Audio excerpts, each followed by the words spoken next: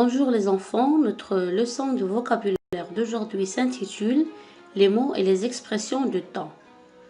On distingue trois principaux temps, passé, présent et futur. Alors le passé indique une action qui a déjà eu lieu, ça veut dire qui a déjà passé. Exemple, hier j'ai révisé mes leçons. Hier j'ai révisé mes leçons. Alors ici le verbe est conjugué au passé composé. Et on a utilisé une expression du temps, du passé bien sûr, qui est hier. Maintenant le présent, qui indique une action qui se passe maintenant, ça veut dire en ce moment. Exemple, aujourd'hui je révise mes leçons. Le verbe ici est conjugué au présent. Et on a utilisé une expression du temps du présent qui est aujourd'hui. Le futur qui indique une action qui se passera plus tard. Ça veut dire une action qui vient après le présent. Exemple, demain, je réviserai mes leçons.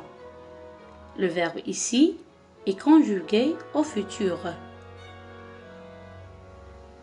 Et on a utilisé une expression du temps du futur qui est demain. Maintenant, on va voir un autre exemple. Regardez ces images. La première image représente un bébé. La deuxième image représente un enfant. Et la troisième image représente un jeune. Alors, on va dire avant, j'ai été bébé. Avant, j'ai été bébé. Comme vous voyez, le verbe est conjugué au passé composé. Et on a utilisé avant qui est un indicateur du temps du passé. À ce moment, je suis enfant. À ce moment, je suis enfant. Alors le verbe être ici est conjugué au présent. Et on a utilisé une expression du temps du présent qui est à ce moment. Après ou bien plus tard, je serai une jeune personne ou bien une grande personne.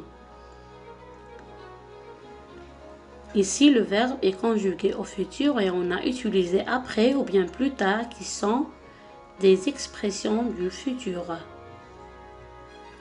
Alors les enfants, avant, à ce moment, ou bien après et plus tard, ce sont des expressions du temps.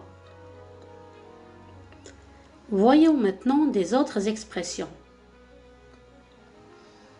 Parmi les expressions du temps, il y a pour le passé, avant, hier, ça fait longtemps, il y a 10 ans. Il y a 10 ans ici, c'est avant 10 ans.